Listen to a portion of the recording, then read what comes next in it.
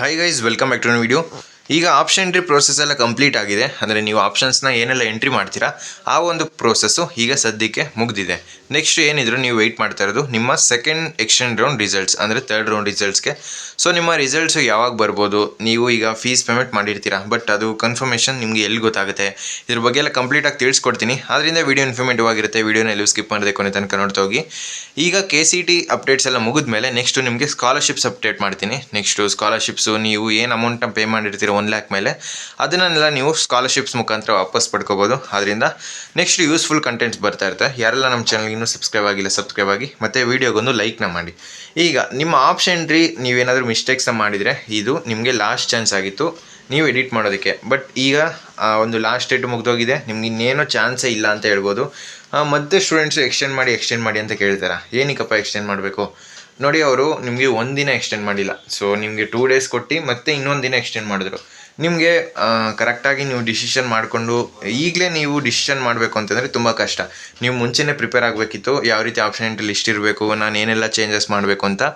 So ಈಗ ಸದ್ಯಕ್ಕಂತೂ option entry ನೀವೇನು edit ಮಾಡೋದಕ್ಕಾಗಲ್ಲ, extent ಅವರು ಮಾಡೋದಿಲ್ಲ. ಸೊ ನನ್ನ ಅನಿಸಿಕೆ ಪ್ರಕಾರ ಇರ್ಬೋದು, ನಿಮಗೆ ಗ್ಯಾರಂಟಿ ಮಾಡೋದಿಲ್ಲ ಅಂತಲೇ ಹೇಳ್ಬೋದು. ಯಾಕೆಂತ ಹೇಳಿದ್ರೆ 2 times ಎಕ್ಸ್ಟೆಂಡ್ ಮಾಡಿದ್ದಾರೆ. ನೆಕ್ಸ್ಟು ಎಕ್ಸ್ಟೆಂಡ್ ಮಾಡೋದು ತುಂಬ ಕಷ್ಟ.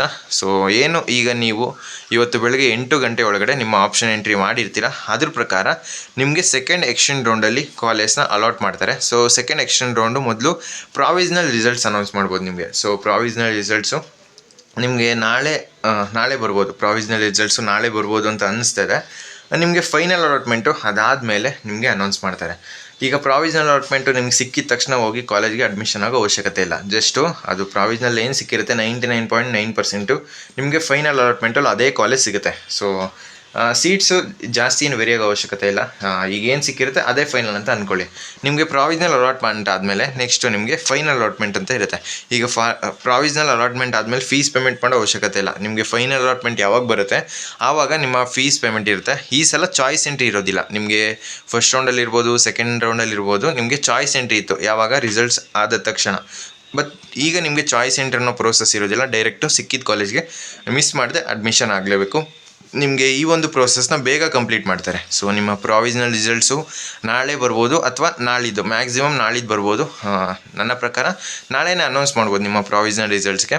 ಫೈನಲ್ ರಿಸಲ್ಟ್ಸು ಅಪ್ಡೇಟ್ ಮಾಡ್ತೀನಿ. ಅದನ್ನು ನಿಮ್ಮ ಪ್ರಾವಿಸ್ನಲ್ ರಿಸಲ್ಟ್ಸ್ ಅನೌನ್ಸ್ ಆದಮೇಲೆ ಅವರೇ ಒಂದು ಶೆಡ್ಯೂಲ್ನ ರಿಲೀಸ್ ಮಾಡ್ತಾರೆ, ಮತ್ತು ಕಟ್ ಆಫ್ನ ರಿಲೀಸ್ ಮಾಡ್ತಾರೆ. ಕಟ್ ಆಫು ಇನ್ಕ್ರೀಸ್ ಆಗೋ ಚಾನ್ಸಸ್ ಜಾಸ್ತಿನೇ ಇದೆ. ಯಾಕೆ ಅಂತ ಹೇಳಿದ್ರೆ ಇನ್ನೂ 21,000 ಸೀಟ್ಸು. ಸೊ ಟಾಪ್ ಕಾಲೇಜಲ್ಲಿ CS ಎಲ್ಲ ಉಳಿದಿದೆ, ಅದೆಲ್ಲ ಫಿಲ್ ಆಗುತ್ತೆ ಅಂತ ಹೇಳಿದ್ರೆ ಕೆಲವೊಬ್ಬರಿಗೆ ಅಪ್ಗ್ರೇಡ್ ಆಗುತ್ತೆ, ಕೆಲವೊಬ್ಬರಿಗೆ ಸೀಟ್ ಸಿಕ್ಕಿಲ್ಲ ಅಂದರೆ ಸೀಟ್ ಸಿಗುತ್ತೆ. ಅದರಲ್ಲಿ ಯಾವುದೇ ರೀತಿ ಟೆನ್ಷನ್ ಬೇಡ. ಕಟ್ ಆಫು ಇನ್ಕ್ರೀಸ್ ಆಗೋ ಚಾನ್ಸಸ್ ತುಂಬಾ ಇದೆ, cut off rank. So seat ಸಿಕ್ಕಿಲ್ಲ ಅಂತ ಹೇಳಿದ್ರೆ ನಿಮಗೆ ಸೀಟು ಸಿಗುವ ಚಾನ್ಸಸ್ ಜಾಸ್ತಿನೇ ಇದೆ. ನೆಕ್ಸ್ಟು, ಈಗ ನಿಮ್ಮ ಆಪ್ಷನ್ ಎಂಟ್ರಿ ಪ್ರೋಸೆಸ್ ಎಲ್ಲ ಮುಗಿಸಿದ್ದೀರಲ್ವಾ, fees payment. So fees payment ಡೀಟೇಲ್ಸ್ನ ಪ್ರತಿಯೊಬ್ಬರೂ ಚೆಕ್ ಮಾಡಲೇಬೇಕು. ನಿಮ್ಮ ಆಪ್ಷನ್ ಎಂಟ್ರಿ ಪ್ರೋಸೆಸ್ ಕಂಪ್ಲೀಟ್ ಆಗಿದೆ, ಫೀಸ್ ಪೇಮೆಂಟು ಮಾಡಿದ್ದೀರಾ ಅಂದರೆ ಈಗ ಚಾಯ್ಸ್ 2 ಕೊಟ್ಟಿರ್ತೀರಾ ಅಂತ ಅಂದ್ಕೊಳ್ಳಿ ಸೆಕೆಂಡ್ ರೌಂಡಲ್ಲಿ. ಆವಾಗ ಫೀಸ್ ಪೇಮೆಂಟು ಪ್ರತಿಯೊಬ್ಬರು ಕಂಪಲ್ಸರಿ ಮಾಡಲೇಬೇಕಾ? ಆವಾಗ ಫೀಸ್ ಪೇಮೆಂಟ್ ಆಗಿದೆ, ನಂದು ಸೀಟು ಹೋಲ್ಡಲ್ಲಿದೆ ಅಂತ ಅನ್ಕೊತೀರಾ. ಬಟ್ ಇದನ್ನು ಯಾವ ರೀತಿ ಚೆಕ್ ಮಾಡೋದು? ಇಲ್ಲಿ ಪೇಮೆಂಟ್ ಡೀಟೇಲ್ಸ್ ಅಂತ ಇರುತ್ತಲ್ಲ, ಸೊ ಇದ್ರ ಮೇಲೆ ಕ್ಲಿಕ್ ಮಾಡಬೇಕಾಗುತ್ತೆ. ಸೊ ಈ ಒಂದು ಪೇಮೆಂಟ್ ಡೀಟೇಲ್ಸಲ್ಲಿ ನೀವು ಕ್ಲಿಕ್ ಮಾಡಿದ್ರೆ ನೆಕ್ಸ್ಟು ಅಲ್ಲಿ ಏನೆಲ್ಲ ಡೀಟೇಲ್ಸು, ಒಂದೇ ನಿಮಿಷ ತೋರಿಸ್ತೀನಿ ನಿಮಗೆ.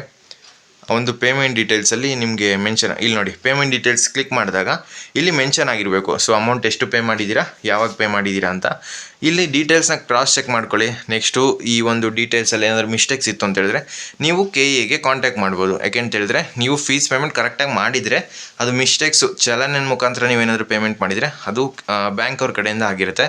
ಬಟ್ ಅದನ್ನು ಅವರು ಮೆನ್ಷನ್ ಮಾಡಿದ್ದಾರೆ, ಬ್ಯಾಂಕಿಂದ ಏನೇ ಪ್ರಾಬ್ಲಮ್ ಆದ್ರೂ KA ರೆಸ್ಪಾನ್ಸಿಬಲ್ ಅಲ್ಲ ಅಂತ. ಬಟ್ ನೋಡಿ, ರಿಕ್ವೆಸ್ಟ್ ಮಾಡಿ ಏನಾದರೂ ಚೇಂಜಸ್ ಇದ್ದರೆ ಮಾಡಿಕೊಡ್ಬೋದು.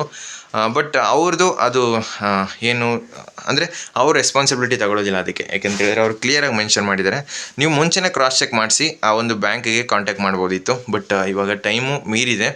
ನೋಡಿ, ಏನಾದರೂ ಇದರಲ್ಲಿ ಮಿಸ್ಟೇಕ್ಸ್ ಇತ್ತು ಅಂತ ಹೇಳಿದ್ರೆ ನೀವು ಒಂದ್ಸಲ ಅವ್ರ ಹತ್ರ ಕೇಳಿ ಡೌಟ್ನ ಕ್ಲಿಯರ್ ಮಾಡ್ಕೊಳ್ಳಿ. ನೆಕ್ಸ್ಟ್ ಬೇರೆ ಏನಾದರೂ ಡೌಟ್ಸ್ ಕಮೆಂಟ್ ಬಾಕ್ಸಲ್ಲಿ ತಿಳಿಸಿ. ಸೊ ಫ್ರೆಂಡ್ಸ್, ಈ ವಿಡಿಯೋ ನಿಮ್ಗೆ ಇಷ್ಟವಾಗಿತ್ತು ಅಂದರೆ ಲೈಕ್ ಮಾಡಿ, ಕಮೆಂಟ್ ಮಾಡಿ, ಮತ್ತು ನಿಮ್ಮ ಫ್ರೆಂಡ್ಸ್ಗೆಲ್ಲ ಈ ವಿಡಿಯೋನ ಶೇರ್ ಮಾಡಿ.